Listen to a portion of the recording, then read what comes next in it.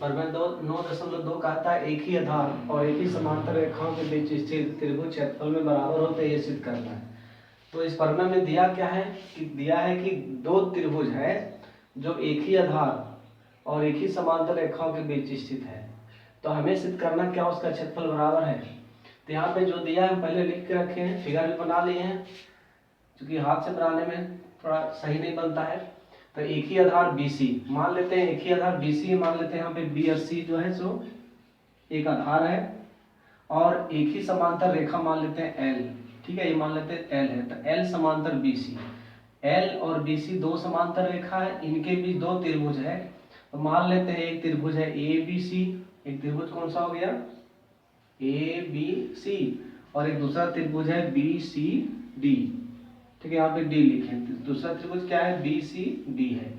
ये प्रश्न में दिया हुआ है कि दो त्रिभुज है ABC और BCD जो एक ही समांतर रेखाओं और एक ही आधार के बीच स्थित है, ठीक है।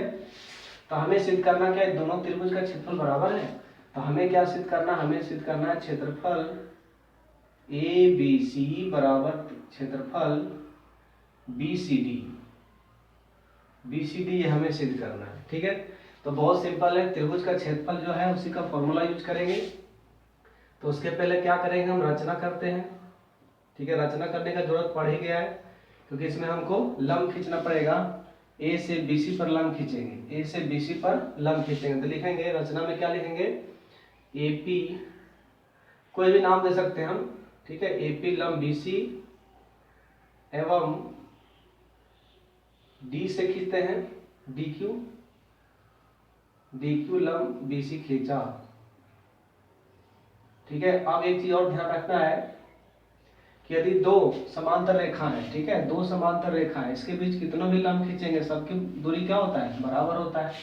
तो इसीलिए क्या हो जाएगा, यहाँ पे हो जाएगा AP बराबर हो जाएगा DQ, AP बराबर हो जाएगा DQ, जो है लंब रेखाखंड हो गया, ठीक है।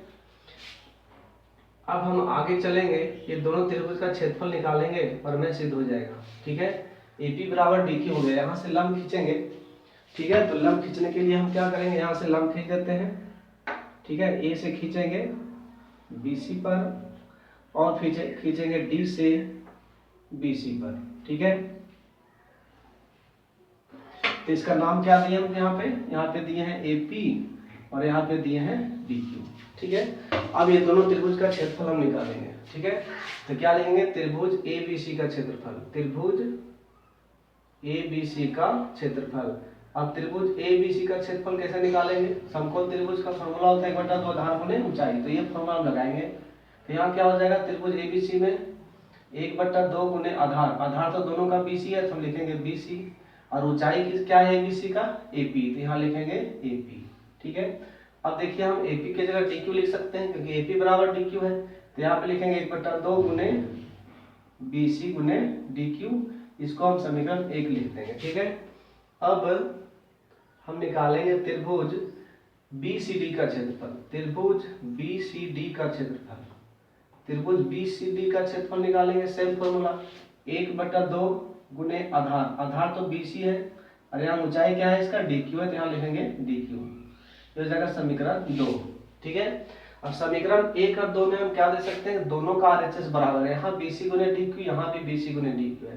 तो समीकरण 1 एवं 2 से, समीकरण 1 एवं 2 से हम लिख सकते हैं कि क्षेत्रफल ABC बराबर क्षेत्रफल हो जाएगा BCD, यही हमको सिद्ध करना था। एरिया ABC बराबर एरिया BCD, ये हो जाएगा प्रूव्ड, ठीक है। ये आया कैसे, क्योंकि मेरा RHS बराबर है तो LHS भी बराबर होगा, ठीक है। तो बहुत ही सिंपल प्रमेय है।